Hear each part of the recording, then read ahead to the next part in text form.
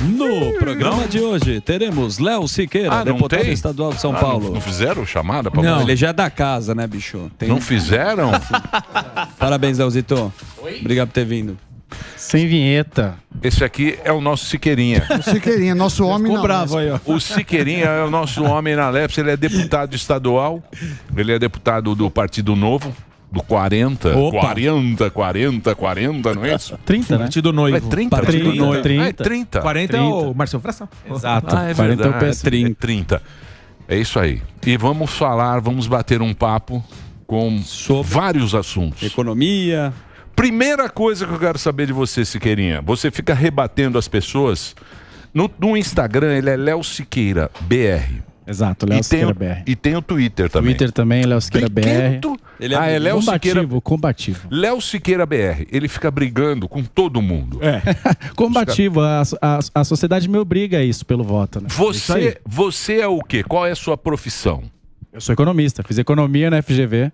Ele fez economia. Ele foi aluno do Fui professor? aluno do Sami. Foi aluno do As professor. primeiras aulas de finanças. E aí, muita coisa, eu vejo você com muita coisa, muita notícia que sai, muito fake news, você vai lá e corrige. Exato. E aí sai aquela briga com a turma.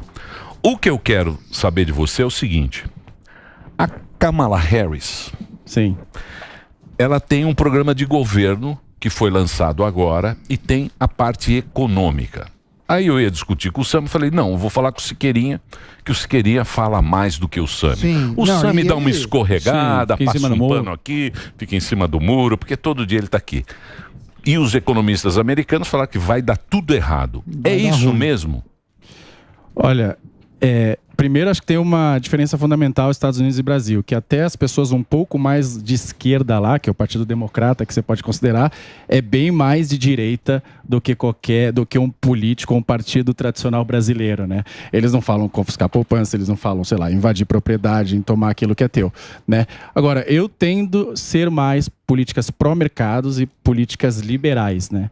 Então, por isso que eu não sou muito adepto diversos dessas pesquisas. A Kamala Harris, ela nem é tão extremista como tinha outros candidatos. Bernie Sanders era um candidato... Esse é mais comum, mesmo. Exato, totalmente comunista, né? Mas os Estados Unidos têm um problema aí, né, que a economia americana agora, apesar de estar aquecida, as pessoas não estão comprando, né, esse bom desempenho econômico. Tinha aquela frase, é economia estúpido, né? Então, porque se a economia estava bem, as pessoas votavam a favor. Só que o governo Biden tem tido algum sucesso e tem bons dados econômicos na economia, mas a sociedade parece que não estava linkando isso à gestão dele.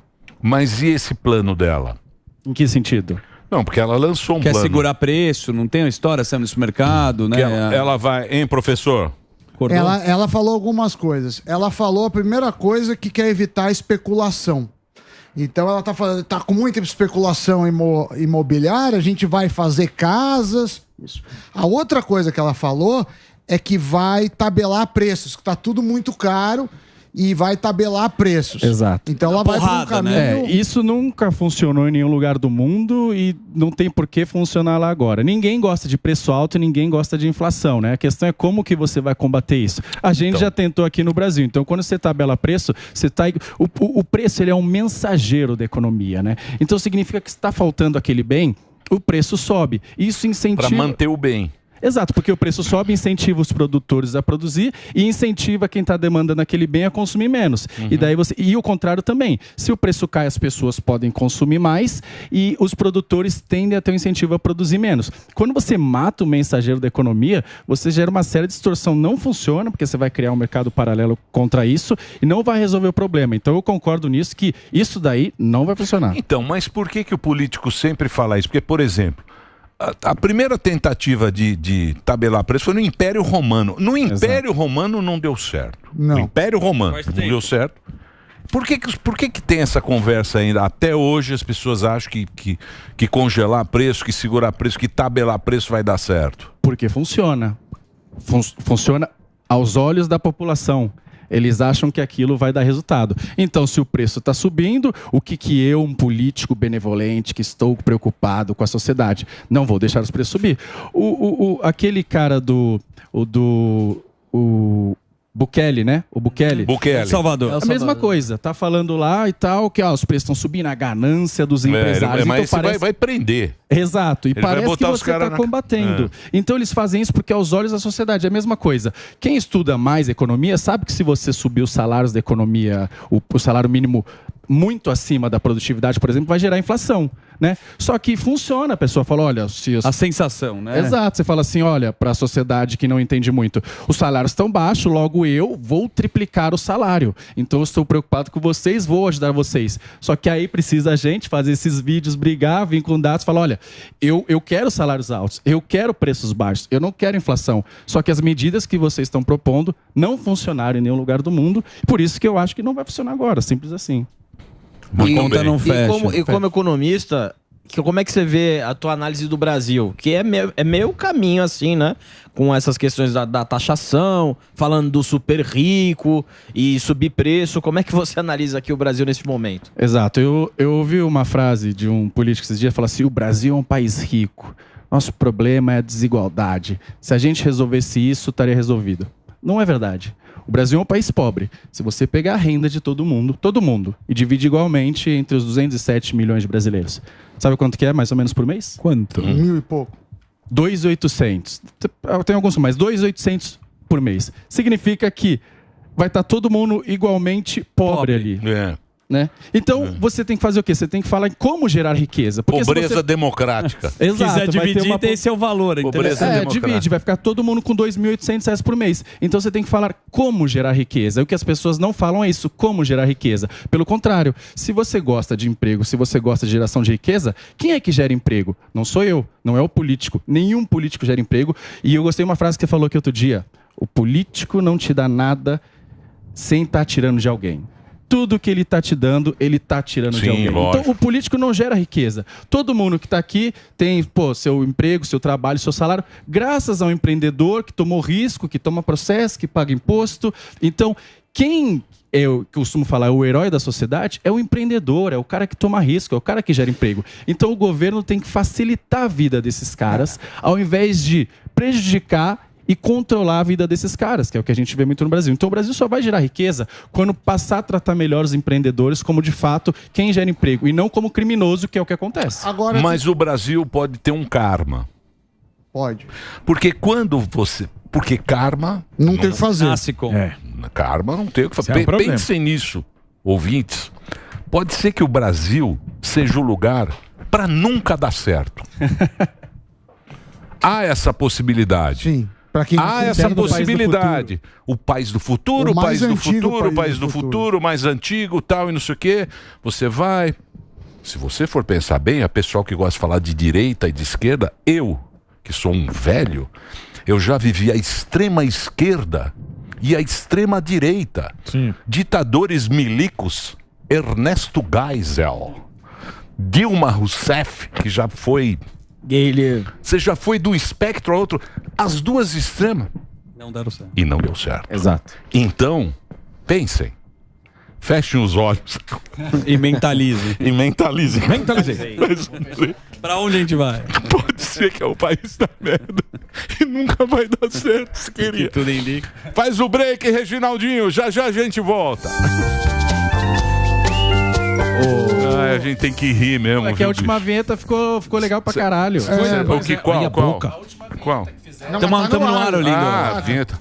Tudo bem, não tem problema. Você quer uma vinheta, eu vou te mandar no WhatsApp. Não, é preguiça dele. Preguiça não. Agora a gente tá com essa de convidados que reclamam da... Quando ele gosta, Deixa eu falar. Vou mandar. Não, agora falando sério. Agora falando sério. Você vê alguma coisa positiva? Porque a gente... Notícia ruim. É incrível. Notícia ruim, a gente tem aqui, você vê a Amazônia lá... Pegando fogo. Agora é o Pantanal. Fumaça. Né? A gente tem muita notícia ruim, né? Dólar subindo. Tem umas pessoas que denunciavam agora estão quietinho, né? Sumiram. Isso. Então.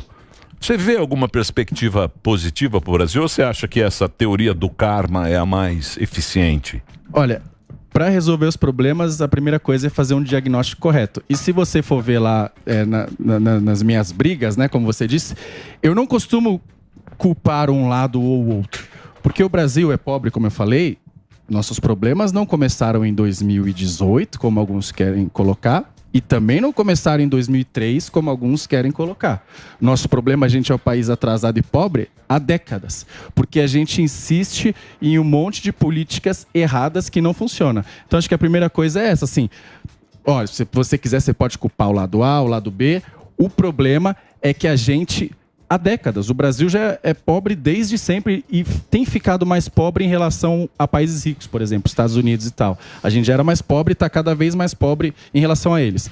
Daí é isso. Por quê? Porque a gente insiste, por exemplo, a gente é um estado grande que taxa muito, que taxa como país de primeiro mundo, só que oferece serviços de país de terceiro mundo. Taxa igual a Europa e oferece serviços públicos... Serviço é uma porcaria. Igual a África, por exemplo. E gasta muito onde não deve. Gasta muito. Nosso judiciário é o mais caro do mundo, 1,5% do PIB, mais ou menos. Custa 150 bilhões por ano. Enquanto um país rico, o judiciário custa 0,4%, 0,5% do PIB. Ou seja, a gente taxa muito e gasta muito mal. Enquanto a gente não resolver esses problemas, por isso que eu evito muita lacração, essas coisas. Eu falo, não é isso que vai resolver o nosso problema. Exatamente. Não é isso. Você pode fazer essa dancinha, vai ser legal, mas isso não vai resolver o problema. Exatamente. A gente precisa atacar os problemas reais. Mas eu acho também, porque eu acho que muita gente pega a pauta, né? Às vezes a gente pega a pauta aí que tem de igualdade racial, de cotas e de GLBT, banheiro transgênero, GLBT, tudo bem, essas pautas existem.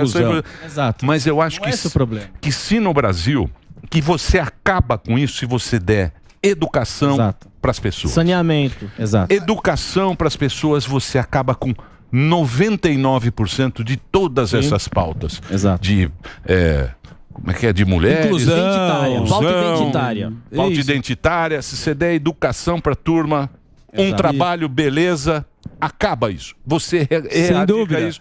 Porque é interessante para eles ter essas pessoas. Essa clientela. Ter essa clientela.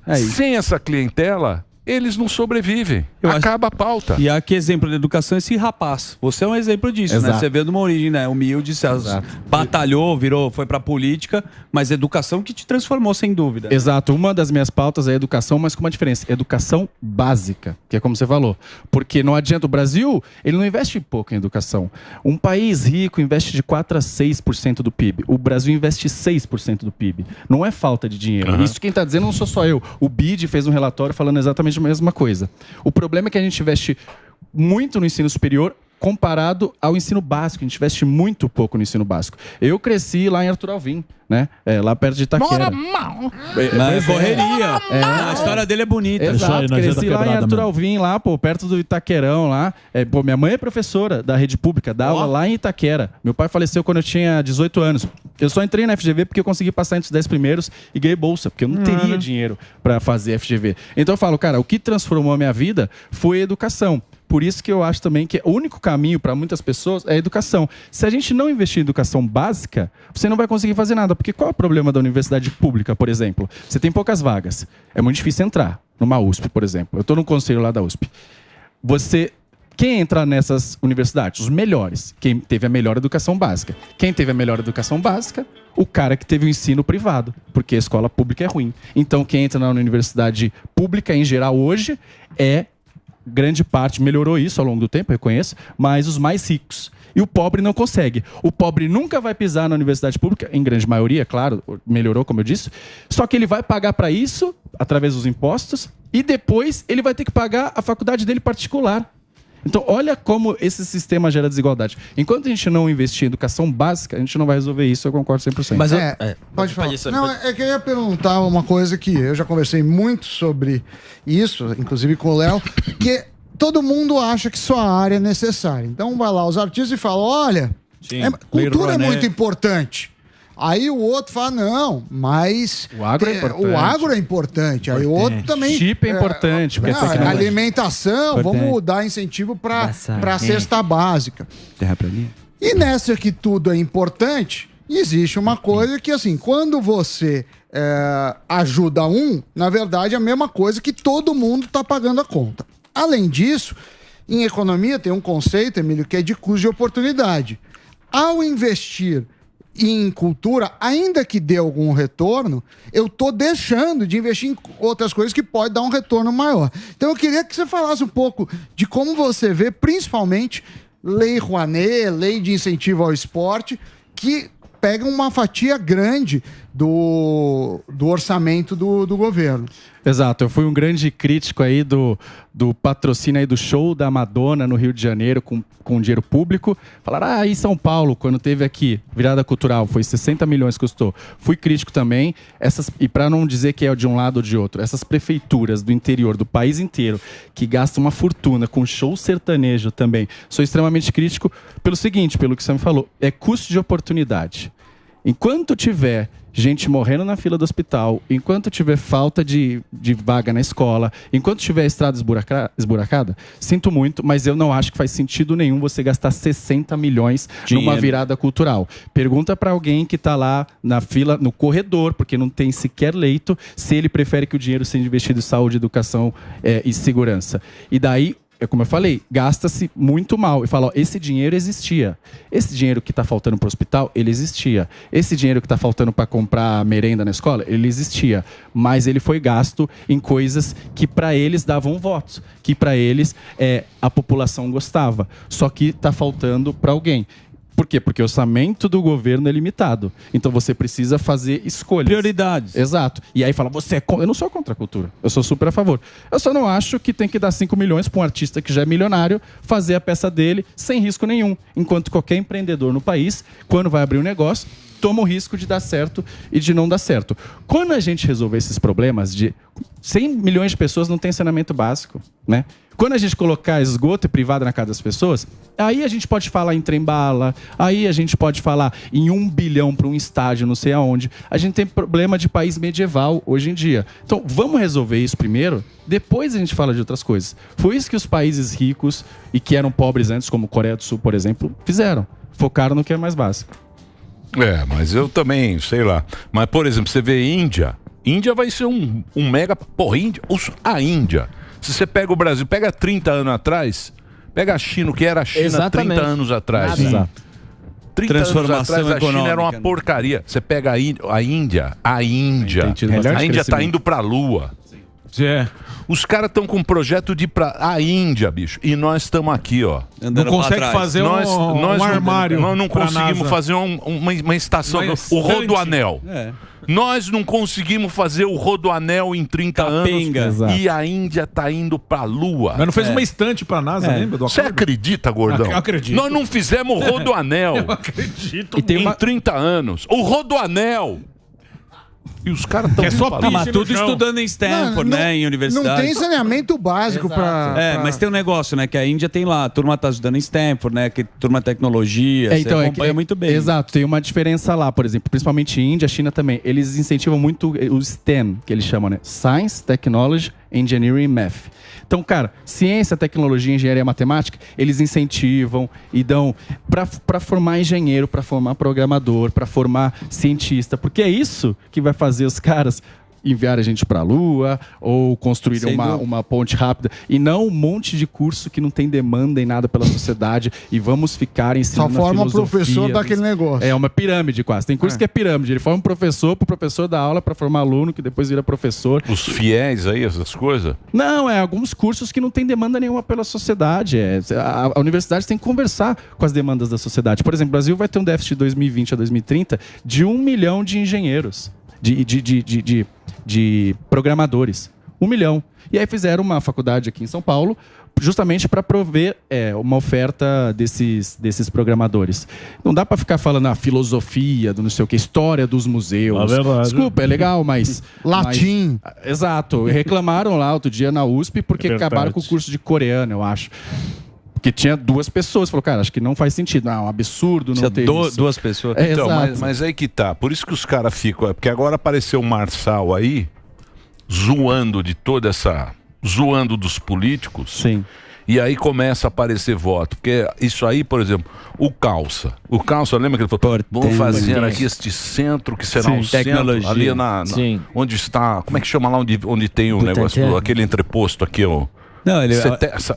como é que chama? CEAGESP. A região da CEAGESP será um centro de tecnologia. Um Vale do Silício de São Paulo será esse... Tá lá, ó. Aquela puta CEAGESP, os caminhões estão lá. O cara prometeu, acreditou. Tecnologia pra polícia. Aí o que acontece? O cara, pô, parece bom isso aqui, hein? Boa, pau. Vai lá e vota. Não acontece nada. Aí aparece esse maluco xingando lá e todo mundo fica falando, e agora? E agora pra onde vai? A sociedade treme. Siqueirinha, a sociedade treme porque aparece um cara, um xarope. Fora da casinha. Sim, você fala que ele xarope, sem controle. fala, totalmente sem controle, um Rottweiler. Fio desencapado. Você solta um Rottweiler aqui, ó, sem desencapado. E aí a sociedade fala, opa! Pega quem pegou. Por quê? Porque todo mundo que fala bonito... Quem tinha proposta e não prometeu... Tem um histórico de quem nunca faz nada. Aí chega um cara e põe o dedo, aí a pessoa acaba gostando. E agora? Como é que vocês vão resolver isso? Você é político. É pra você lá. Lógico.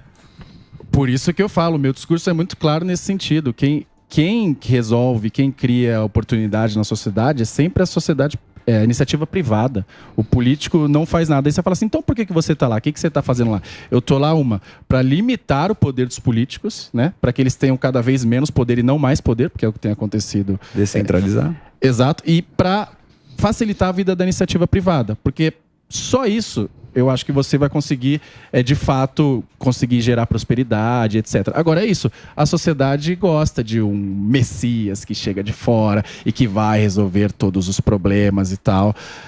Não funcionou muito bem. Mas eu acho que isso aí...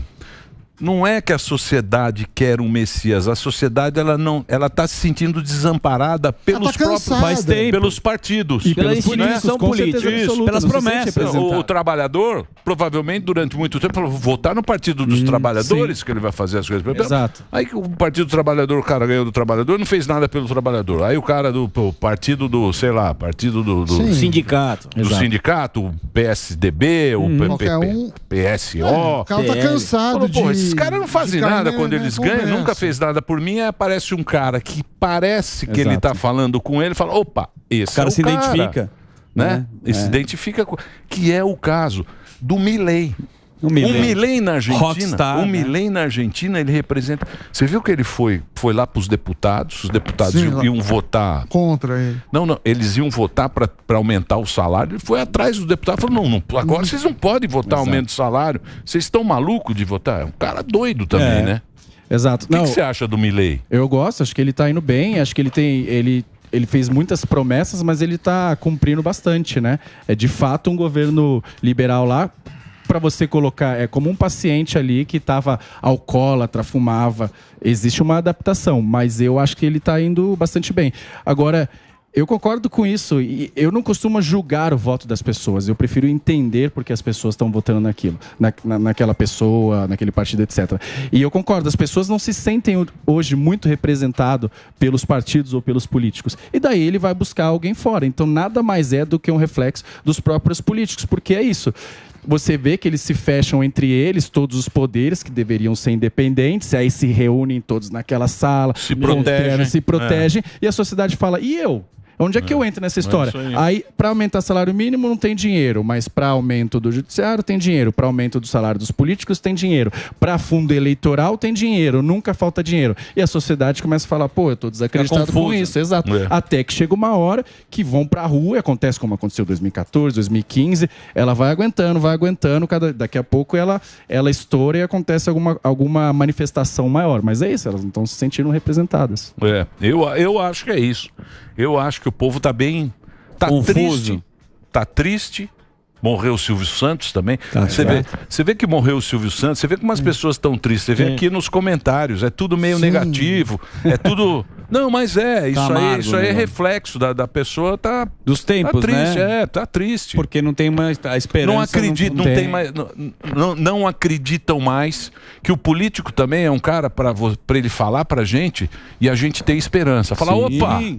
Eu deposito nesse cara. Esse cara, vou dar esperança, porque todo mundo fala que a gente vota com emoção. Sim. Não é com emoção, a gente vota na esperança. Com coração. Isso aí. Fica sensibilizado ali. Você não se decepcionou com política também? Porque fala tal da governabilidade, tem que fazer acordos, como a gente está mostrando aqui. Não é uma coisa que Você se decepciona na hora que você entra? É difícil, porque eu confesso que na Assembleia Legislativa, cada partido tem um líder, né?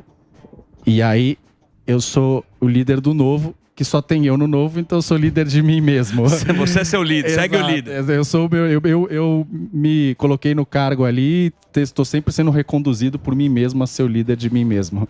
Mas aí eu pego umas discussões diferentes. E eu vejo algumas discussões lá e eu falo, eles não estão nem aí pra nada.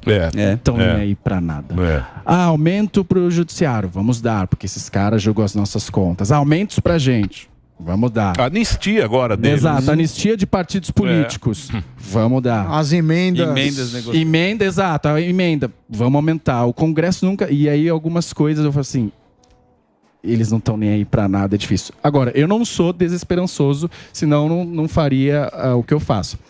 E a democracia é meio que um pouco isso, né? Peso e contrapeso, para que a gente tenha uma discussão, demora mais por natureza do processo até. Quando a gente quer a mudança é ruim, mas quando a gente não quer a mudança, isso é bom, porque o cara não consegue fazer o que ele quiser do dia para noite, porque existe um congresso e etc. Mas a gente tem que mudar aquilo que está no nosso controle. E, assim, se você olha de 20 anos para cá, o Brasil já melhorou muita coisa. Tem um Banco Central que é independente. A gente é um país com uma renda maior, apesar de ainda ser pobre, uma renda maior. Se você tivesse que escolher, eu trouxe um livro para te dar de presente, Factfulness. Opa! Já viu? Já leu esse livro? Não. Muito legal. Esse livro aí, Sami, Factfulness. A gente pôs no Clube do Livro do... Fala sobre vários fatos aí da sociedade pra gente entender o mundo e ficar um pouco mais otimista, né? E o cara, vem sempre com os dados, etc. E uma das coisas que ele fala assim, se você tivesse que escolher qualquer tempo, qualquer ano, qualquer espaço-tempo para nascer, em que você tivesse mais chance de ter educação, saúde, dinheiro, etc., você escolheria hoje? Porque a gente nunca teve no mundo inteiro tanta educação, tanta saúde, as pessoas nunca viveram tanta mudança, a gente nunca teve. Então, apesar de tudo, minimamente a gente tem tido uma evolução. Agora, a nossa discussão é como é que a gente pode evoluir melhor e como é que a gente pode consertar as coisas. Então, mesmo no Brasil, acho que o Brasil, se você parasse num aeroporto há 20 anos atrás, você ia estar no aeroporto da Infraero, caindo aos pedaços, com uma empresa estatal, num banco estatal, ligando do orelhão, sem celular. Hoje você tem um aeroporto privatizado, que funciona super como um país da Europa, você tem que seu celular, você tem um banco digital. Então, apesar das mudanças serem lentas, eu sou otimista com o futuro. Mas eu acho que não. Não é, porque o Brasil, eu acho que o ideal seria a gente ser meio classe média americana. Eu acho que a classe média americana a cabeça uma classe média é você ter uma escola boa pro seu filho, você ter um carrinho, você ter uma graninha para sua despesa, você ter uma vida de classe média. Uma vida de classe média boa, com segurança. Não tem segurança. Não. Há 20 anos atrás, acredito que não era assim, neguinho batendo. Porra, aqui na Paulista, cara. Pegando a gente celular, todo dia, correndo. todo dia você tá aí, passa um cara correndo, celular, o cara roubou o celular. Exato. Entendeu? Não sei, eu acho que, sei lá. Então devolve o livro pra ele. Eu não sei o que te dizer. Eu acho que hoje em dia a vida é mais confortável. Tem Wi-Fi para todo mundo, tem iogurte zero. Tem os aplicativos. Mas eu acho que isso não tá geral.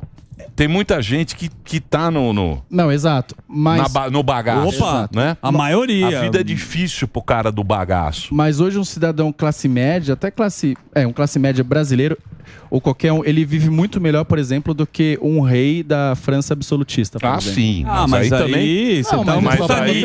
Você vai comparar com quem tá pior. Não, eu tô pegando o cara que era um rei na França absolutista, que era o cara que tinha mais mordomia, tô dizendo que um cidadão médio hoje consegue viver melhor do que ele. O que é o classe média no Brasil? Quem é classe média pra você? Não, é o que eu falei. A classe média é o que ganha ali na mediana da população, que é R$3.000 mais ou menos. Por isso que tem gente que fala assim, nossa, mas eu sou classe média, eu ganho R$10.000. Desculpa, no Brasil você é rico. Isso por pessoa? Não, mas não é assim. Por exemplo, hoje em dia é difícil, cara. tô falando classe média. É lógico, porque todo mundo exagera, mas eu digo assim, se você pegar os caras, hoje em dia é difícil os caras trocar de carro. Porra. Exato. Tem uma casa tá tão caro. O casa nem sonha. O carro tá um absurdo. O cara hoje em dia, se você pegar lá atrás, nossa geração, nossos pais, eles tinham 4 filhos e sustentava a mulher. Isso aí. E tudo em escola pública. Hoje em dia, o cara não consegue casar. Porque ele não consegue ter um apartamento. Ele fala, puta, não vou casar porque eu não vou conseguir manter a minha vida. Pagar uma escola, né? E os dois trabalham. Falei pro Guerreiro. Com os dois trabalhando. A mobilidade social... Você entendeu o que eu tô falando? A mobilidade social era maior antes. A conta não fecha. A mobilidade social antes era maior. Você chegava sem nada. Eu vou pegar o meu pai, por exemplo. Ele não tinha nem ensino médio, foi mecânico da VASP e tal. Pô, conseguiu comprar um carro, depois outro carro e tal. Hoje em dia, eu sou formado numa das melhores faculdades do país. Você não consegue se formar e comprar uma casa. Isso, verdade. É isso aí. Uma das melhores faculdades do país, por causa um pouco da inflação dos preços, da inflação dos apartamentos, etc. Então, antes você tinha mais mobilidade social. O cara trabalhava, você falou, esse cara é trabalhador tal, ele vai conseguir ter um patrimônio. Minha bisavó, é o que acontece nos Estados Unidos. Minha bisavó comprou uma casa sem nada e consegue. E no Brasil, hoje em dia, você não consegue. Poder de compra. Que é o American Way, que eles chamam. Se você trabalhar, você consegue essas coisas. American Way Protein. Que é o contrário na Suécia. Na Suécia... A Suécia é o pior lugar. Por quê? Porque você não pode ser o melhor. Se for o melhor, tem que ser igual a todo mundo. Você tem que ser igual a todo mundo. Aí divide é o salário. feio se você falar... Tô bem. Comprei um carro. É feio. Você tem que ficar na tua... Fica na miúda. Na miúda. Eles querem igualdade de resultados. É a sociedade igualitária. Exato.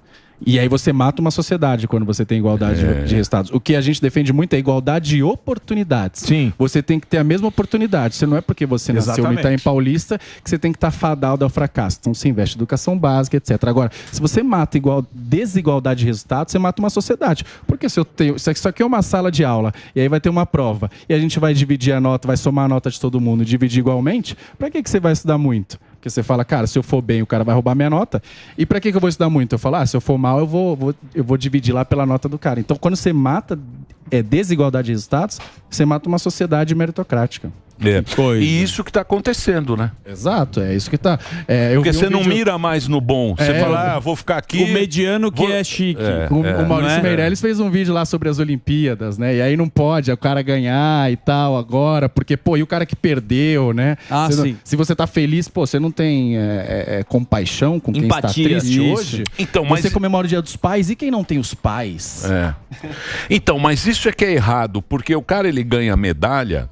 Não é pra ele ser o bom, é pra você se igualar a ele. Te inspirar, falar, meu dia eu vou ser você esse cara, você esse atleta de ponta. Por exemplo, o nosso programa é ruim porque a gente não tem quem se inspirar. Sim. É verdade, né? Eu pensei nisso. A gente depois que o Silvio ruim. Ainda se foi, né? A gente sempre é ruim, então não inspira ninguém. E a gente fica nessa meia boca. Também. Não vai. Você pode voltar amanhã. Fica mais ou menos eterno. Não adianta você vir o programa amanhã assistir, porque vai ser ruim do mesmo jeito. Vai ser pior do que hoje. Você entendeu, Siqueirinha? Sim. É um programa que representa o socialismo. Talvez o sucesso tá aí. O nosso programa, o sucesso tá aí. Não tem pretensão. O nosso programa representa a mediocridade. A gente é o símbolo do socialismo. Maravilhoso. É todo mundo ruim. Socialismo falando, posso ser tão ruim quanto esses caras. Por exemplo, pode trocar o Dani. Socialismo vai mudar. Continuar ruim. Socialismo moreno. Ó, tá aqui, ó. Pô, obrigado.